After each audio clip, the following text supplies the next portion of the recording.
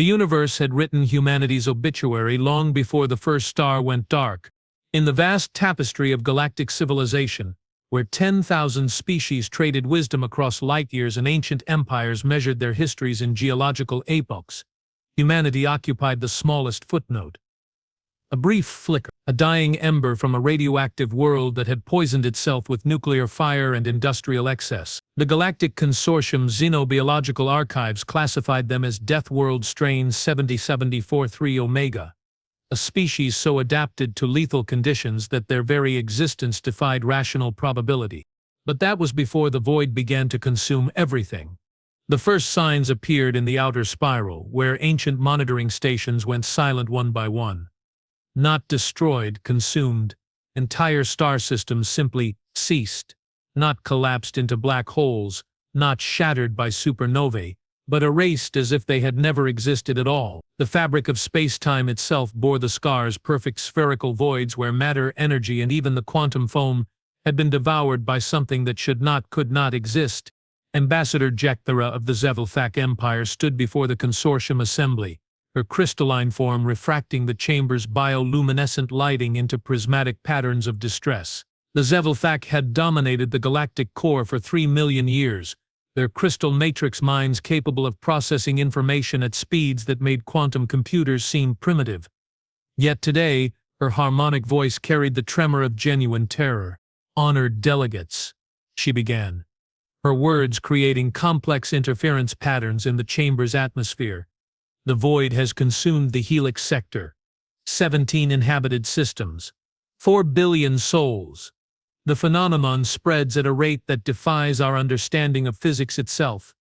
The assembly erupted in a cacophony of alien voices, clicks, whistles, harmonic resonances, and electromagnetic pulses. Representatives of species that had solved the mysteries of faster-than-light travel, matter transmission, and dimensional folding found themselves confronting something their combined knowledge could not explain.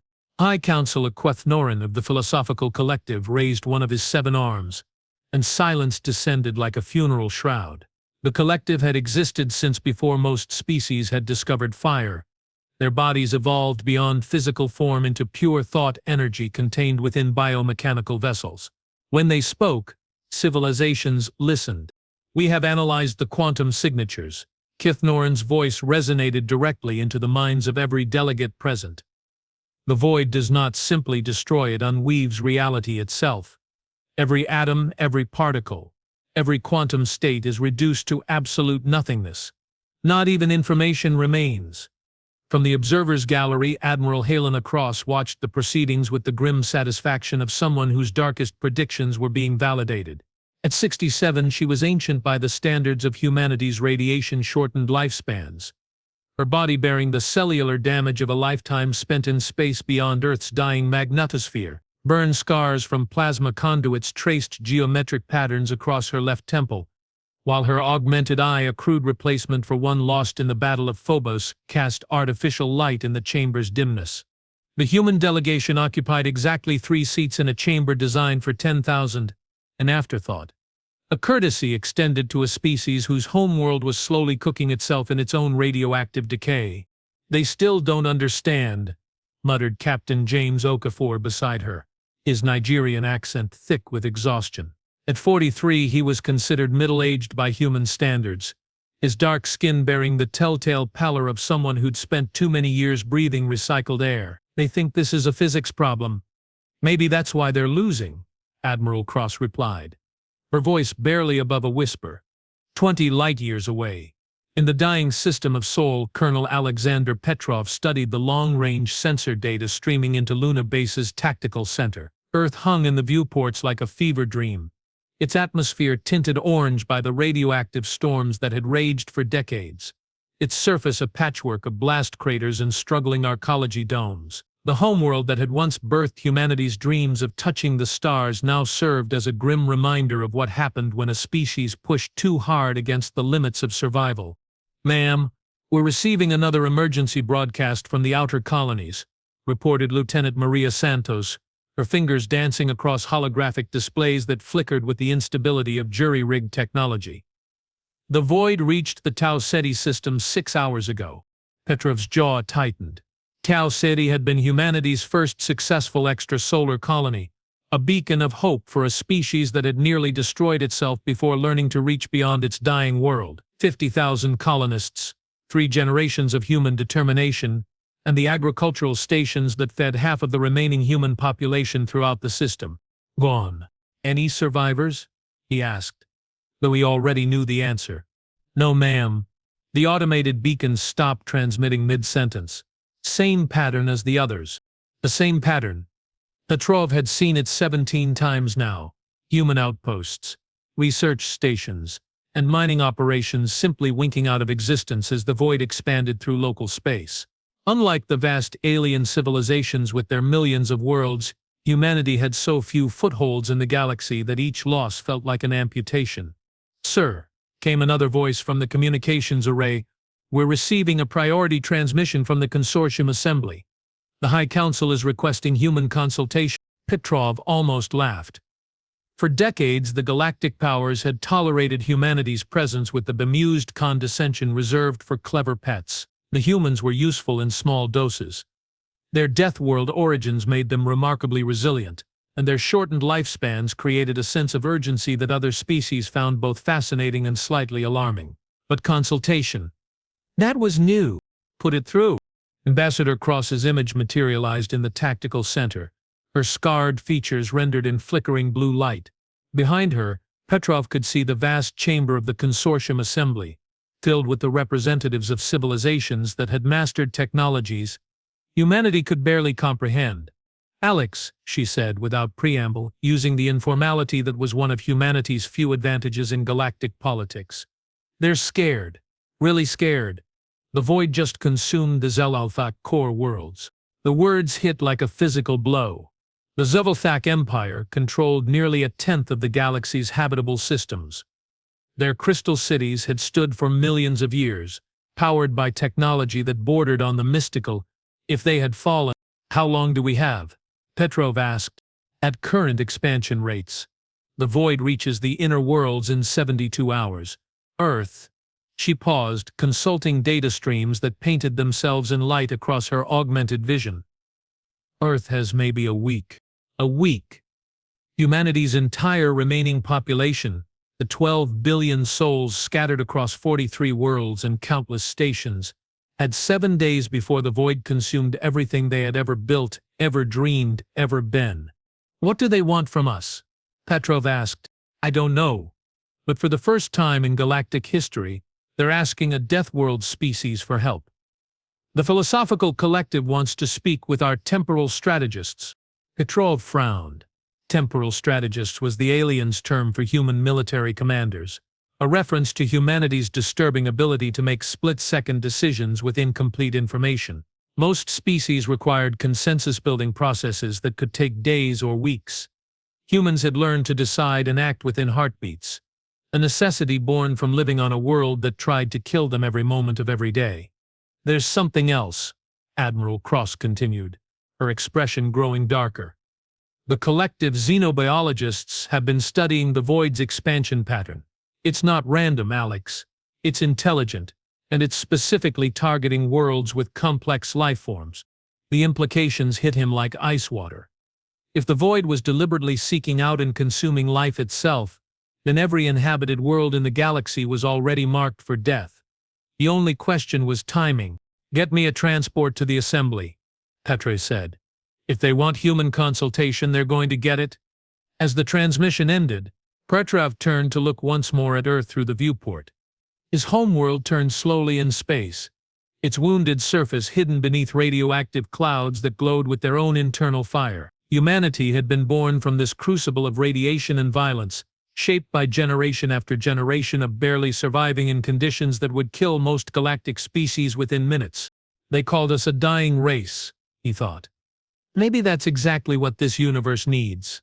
In the depths of space beyond the galactic rim, something vast and hungry stirred in dimensions that existed between the spaces of reality.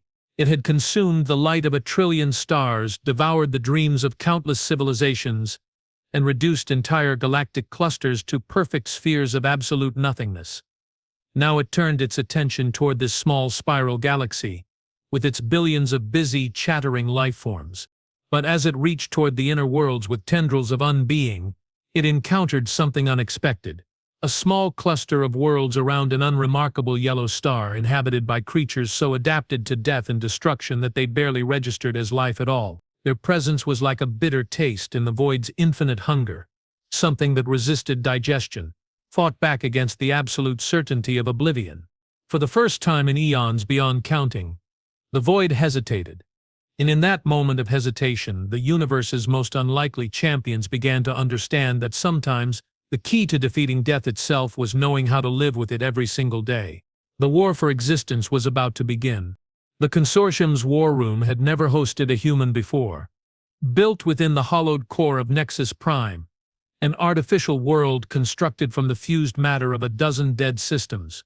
The chamber existed as both a physical space and a dimensional nexus that allowed near-instantaneous communication across galactic distances. Crystalline pillars rose like frozen lightning toward a ceiling that displayed real-time tactical data from across the galaxy, each point of light representing worlds, fleets, or populations in the path of the advancing void. Most of those lights were now dark. Colonel Petrov stood before the assembled representatives of 10,000 species, his human form dwarfed by beings that had evolved beyond the constraints of baseline biology. To his left, the mechanical consciousness spoke through bodies of living metal that shifted and flowed like mercury sculptures. To his right, the hive mind of Torvax communicated through quantum-entangled organisms that existed as both individuals and collective fragments of a single planetary intelligence. And they were all looking at him with something approaching desperation. "Your species," began Prime Architect Yilthek of the Creator Caste, her voice resonating through both audio and direct neural interface, "has survived conditions that would sterilize most worlds, radiation levels that would kill our finest bioforms within hours, gravitational anomalies, atmospheric toxicity, seismic instability." She paused, her trisectioned brain processing implications across multiple dimensional frameworks. "We require your expertise in survival." Petrov almost smiled. After decades of being treated as an evolutionary curiosity, humanity was finally being asked to do what it did best: survive the unsurvivable. "With respect, Prime Architect," he said, his voice carrying clearly through the chamber's translation matrix, "this isn't about surviving harsh conditions. The void isn't a hostile environment, it's the absence of environment entirely." A ripple of unease passed through the assembled delegates. The philosophical collective's biomechanical forms shifted in their energy containment fields, while the crystal matrices of the Zivalthak survivors chimed in harmonic distress.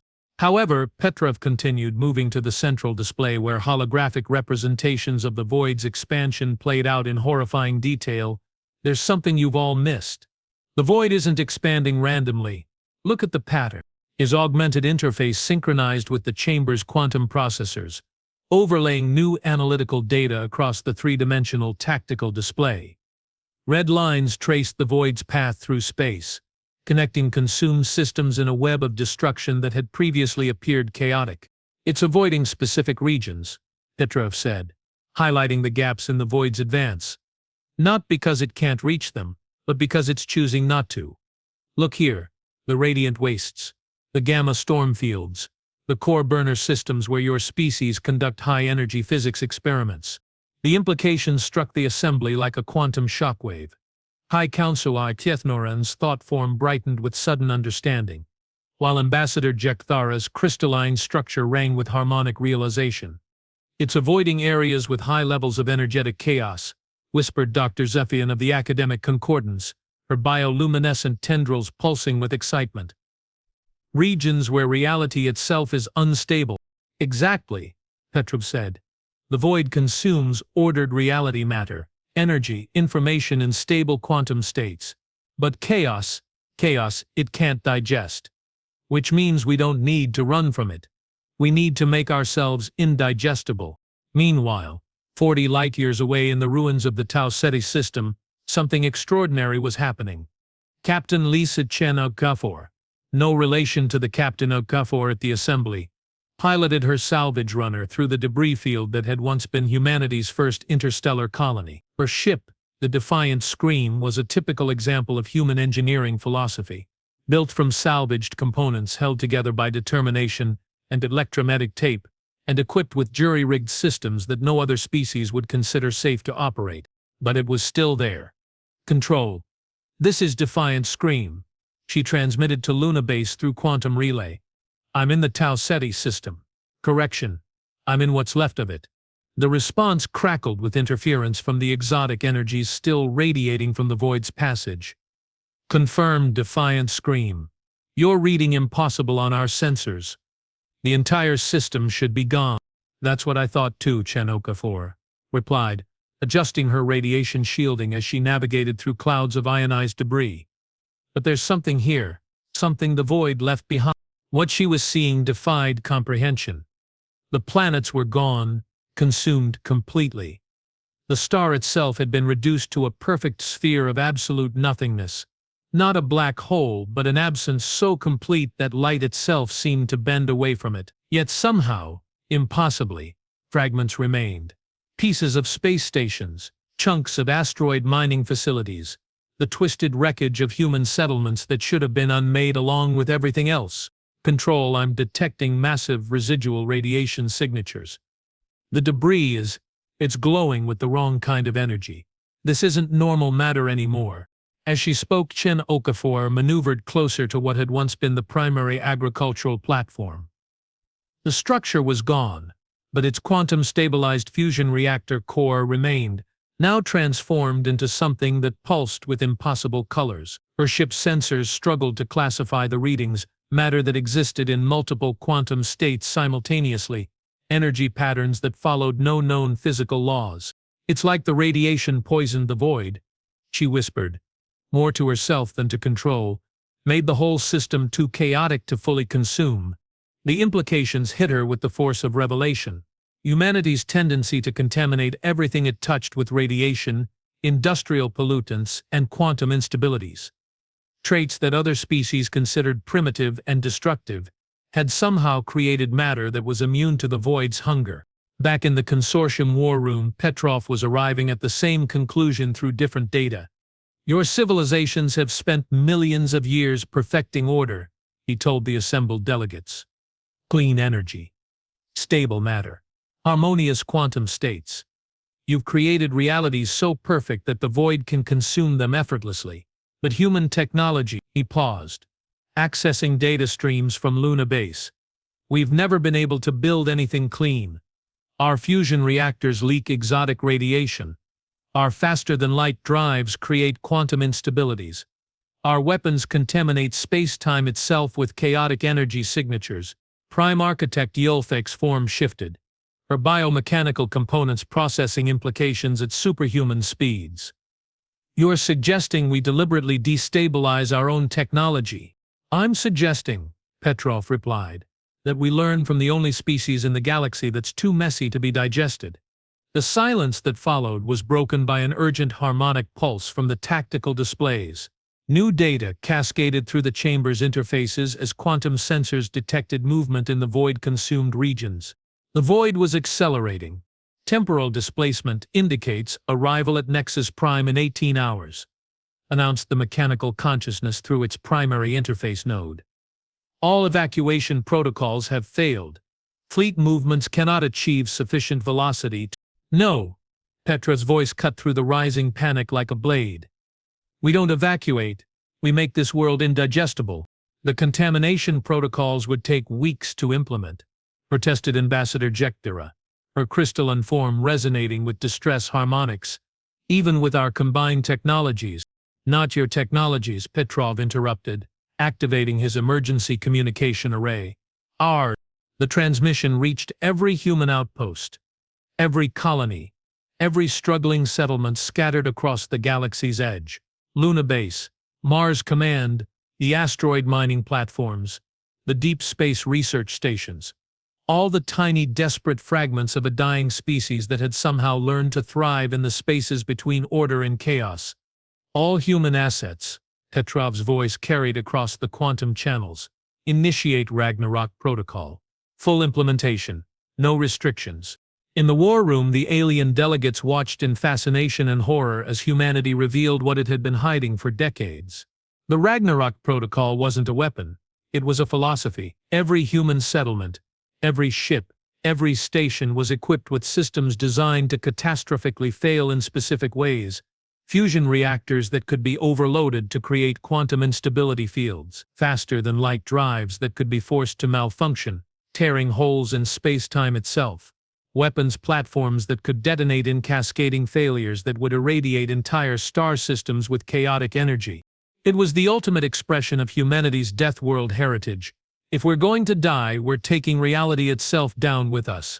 You're proposing to turn the entire inner galaxy into a radioactive wasteland, said High Counselor Quothmaran, his thought form flickering with what might have been admiration or terror. I'm proposing, Petrov replied, to make it too poisonous for the void to swallow. As if summoned by his words, the chamber's external sensors detected the first tendrils of absolute nothingness, reaching toward Nexus Prime. The void had arrived, its presence causing reality itself to fray at the edges like a photograph held too close to flame. But this time, something was different. This time, the universe was ready to fight back with the bitter medicine of chaos itself and humanity. The dying race that had learned to make poison from hope and weapons from despair would teach 10,000 ancient civilizations how to transform their perfection into beautiful, indigestible ruin. The final war was about to begin, and it would be fought not with weapons of mass destruction, but with weapons of mass contamination. In the darkness between galaxies, the void paused once more. For the first time in eons, it had encountered prey that tasted of death itself, and it was hungry for more. Reality screamed. Across 17 star systems, humanity's final gift to the galaxy bloomed like a malignant flower. Fusion reactors overloaded in cascading chains of quantum instability. Faster-than-light drives tore holes in space-time that bled exotic radiation into normal space. Weapons platforms detonated in perfect synchronization, their deaths seeding the void with energies that followed no natural law. On Nexus Prime, the consortium delegates watched through force fields as the first wave of chaos energy reached the artificial world's outer shell. Where the contaminated radiation touched the planet's perfect crystalline surface, new colors spawned, hues that hurt to perceive, frequencies that existed in dimensions the universe had forgotten how to contain. Quantum coherence breakdown detected in sectors 7 through 15, reported the mechanical consciousness, its voice carrying harmonics of what could only be described as mechanical nausea. Reality integrity compromised by 47% and rising. Colonel Petrov stood at the center of the war room, his human form serving as an anchor point of mundane matter in a space increasingly filled with impossible energies. Around him, representatives of the galaxy's greatest civilizations struggled to maintain existence as the very foundations of physics became negotiable. The contamination is working, he announced, watching tactical displays that showed the void's advance slowing for the first time in recorded history. But it's not enough. We need more chaos, more instability. Colonel, interrupted Ambassador Cross's voice through the quantum relay, Luna Base is reporting massive displacement events around Earth. The void it's trying to push through the radiation storms directly. Of course it was. Earth, humanity's poisoned birth world, wrapped in radioactive storms and quantum instabilities that had raged for decades, represented the ultimate test of the void's appetite for chaos. If it could consume a world so saturated with exotic energies that even humans required extensive shielding to survive on its surface, then no level of contamination would be sufficient, Admiral Petrov said, his voice carrying the weight of species-level decision. How long until Earth falls? 6 hours, came the reply. Maybe less. The void is adapting, learning to process chaotic matter. Our contamination barriers are slowing it down but not stopping it. In the depths of space beyond comprehension, the entity that called itself Void had indeed learned something profound about the nature of existence. For eons, it had fed upon order, perfect crystals, harmonic energies, civilizations that had achieved mathematical beauty in their technology and culture. But these small, crude creatures had introduced it to a new flavor, the taste of controlled chaos, of life that thrived in the spaces between stability and dissolution. And it was interesting. The void's attention focused on the small yellow star where these peculiar beings had originated. The world that orbited it was unlike anything in its vast experience. A planet so damaged by its inhabitants' industrial excess that it existed in a permanent state of barely contained catastrophe. Radiation storms that would sterilize most worlds played across its surface like aurora. Its atmosphere writhed with chemical combinations that defied classification. Even its magnetic field pulsed with irregular rhythms that spoke of deep planetary trauma. It was beautiful. For the first time in cosmic ages, the void approached a world not to consume it but to understand it. Back on Nexus Prime, that same understanding was dawning among the assembled delegates. Prime Architect Yolthic's biomechanical form had begun incorporating chaos energies directly into her matrix. Her perfect crystalline components now shot through with veins of unpredictable color. "The contamination is changing us," she observed, her voice carrying new harmonics that seemed to bend reality around them. "We're becoming more like you." Petrov nodded grimly. "That was always the risk. Humanity learned to live with chaos because we had no choice. But for species that have achieved perfect order, chaos is either poison or evolution." "And which is it?" asked High Counselor Kothmaren, his thought form now flickering with energies that existed partially outside normal space-time. Before Petrov could answer, alarms flooded the chamber with urgent warnings. The tactical displays showed something impossible. The void was withdrawing from the chaos-contaminated regions, pulling back toward the galactic rim like a tide in reverse. But it wasn't retreating. It was learning. "Colonel," reported Dr. Zephian, her bioluminescent tendrils now pulsing with radiation signatures that registered as both deadly and beautiful. "Long-range sensors are detecting massive restructuring in the void-consumed regions. The void it's rebuilding itself, incorporating chaos energies into its fundamental structure." The implications hit like a physical blow. If the void could adapt to process chaotic matter, then humanity's sacrifice had accomplished nothing except teaching their enemy how to consume chaos itself. Every contaminated world, every poisoned star system, every carefully crafted instability would become food for an entity that was learning to digest the indigestible. "How long?" Petrov asked. "At current adaptation rates, 12 hours until it can process chaos-contaminated matter at full efficiency. After that?" Zephian's form flickered with uncertainty. "After that, nothing will be safe." Petrov closed his eyes, feeling the weight of cosmic responsibility settling on shoulders that had never been designed to bear it. Around him, the representatives of 10,000 civilizations waited for the words that would either save existence itself or confirm its ultimate futility. When he opened his eyes again, they held the cold fire that only came from accepting the unacceptable. "Admiral Cross," he said into his communicator, "patch me through to every human settlement. Emergency priority. Full spectrum broadcast. Colonel, that will use our entire remaining power grid. We'll have maybe 10 minutes of communication before—" "Do it!" The transmission reached across light years in seconds, quantum-entangled signals carrying Petrov's voice to every corner of humanity's scattered presence. To the mining platforms in the asteroid belts, to the research stations orbiting neutron stars, to the colony ships still searching for habitable worlds, to Earth itself where 12 billion people waited beneath skies that glowed with their own radioactive fire. "This is Colonel Alexander Petrov, speaking for the Terran Colonial Authority and the human species." His voice echoed across the void. "The void has learned to adapt to our chaos weapons. In 12 hours, it will be able to consume everything we've built, everything we've contaminated, everything we've tried to make indigestible." He paused, looking around the war room at alien faces that had become strangely familiar over the past few days. "But we have one advantage the void hasn't encountered yet. We know how to die well." On Earth, in the underground bunkers of New Geneva, Director Patricia Kim felt those words settle into her bones like ice. At 59, she was one of the few humans old enough to remember the world before the Great Burning, when Earth's skies had been blue and its oceans hadn't glowed with bioluminescent radiation. She had spent her career managing humanity's most dangerous research projects, experiments too hazardous to conduct anywhere but on a world already poisoned beyond redemption. Projects like the Omega Generator. "Richter," came Petrov's voice through the quantum relay, speaking directly to her now. "It's time. Kim's hands trembled as she entered authorization codes that she had hoped never to use. Around her, the facility's automated systems began powering up equipment that had been built in secret, tested in secret, and prepared for a day that everyone had prayed would never come. The Omega generator wasn't a weapon in any conventional sense. It was humanity's final insurance policy against extinction.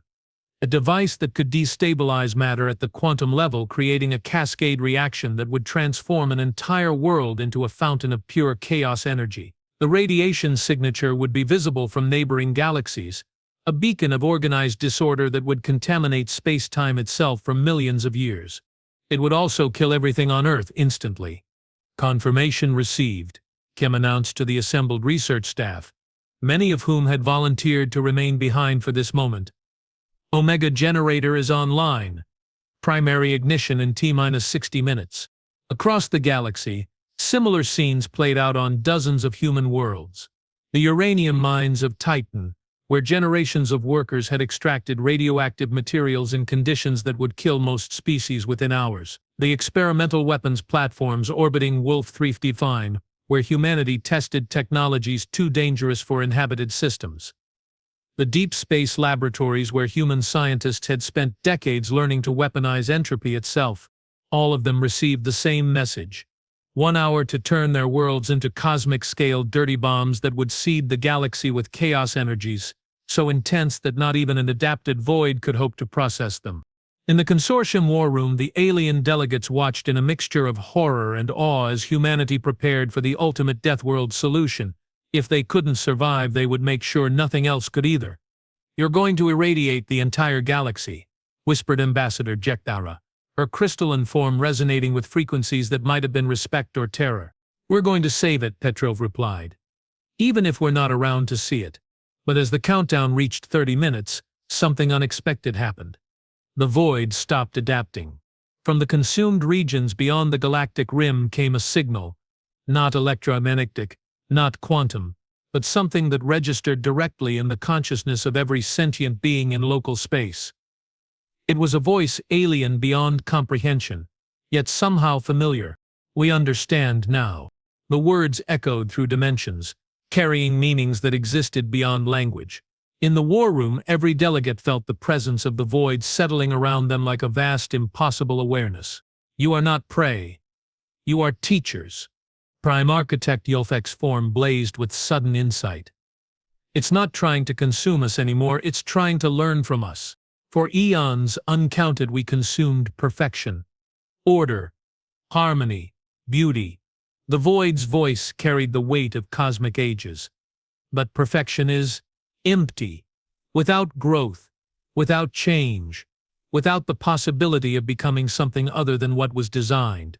Petrov felt understanding dawn like a sunrise in his mind. "You're lonely. We are incomplete. We consume, but we do not grow. We exist, but we do not live. Your species has shown us something new, the beauty of imperfection, the strength that comes from surviving in chaos, the hope that emerges from the edge of extinction." Around the war room, the chaos energies that had been tearing at reality began to settle into new patterns. Not order, but something between order and disorder. A dynamic balance that allowed for both structure and change, both stability and growth. "We would learn this from you. This art of living with death. This science of finding hope in hopelessness." On Earth, Director Kim's finger hovered over the Omega generator's final activation switch. Through the quantum relay, she could hear the void's words echoing through every human settlement, every ship, every soul that had been prepared to die for the sake of galactic survival. "Colonel," she said into her communicator, "are we really going to trust a cosmic entity that's been eating civilizations for fun?" Petrov looked around the war room at the alien faces that had become allies, at the impossible energies that were slowly finding harmony, at the tactical displays showing the void's tendrils pulling back from inhabited worlds across the galaxy. "We're going to do what humans do best," he said. "We're going to take a leap of faith into the unknown. There is something else," the void's voice whispered across space, "something we learned from consuming your contaminated worlds.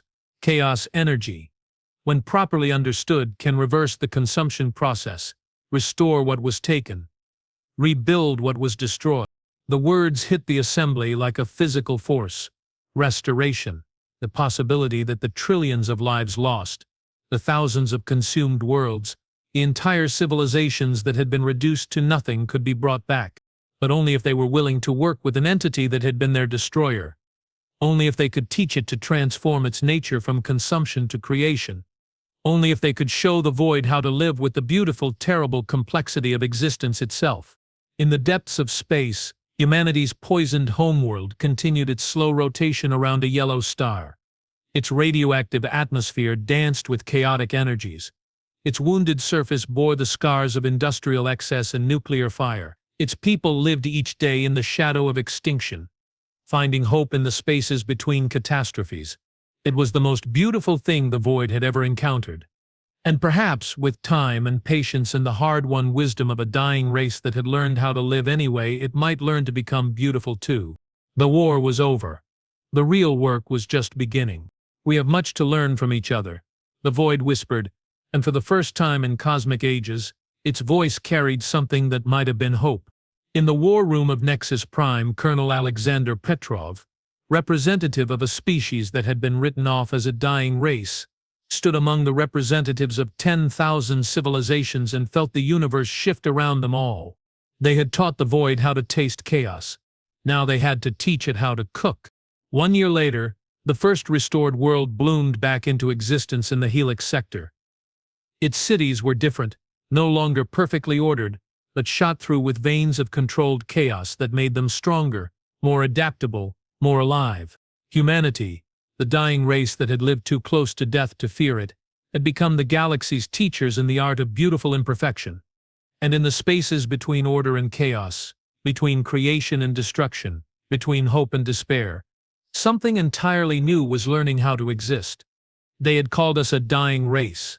Perhaps that was exactly what the universe needed to learn how to truly live.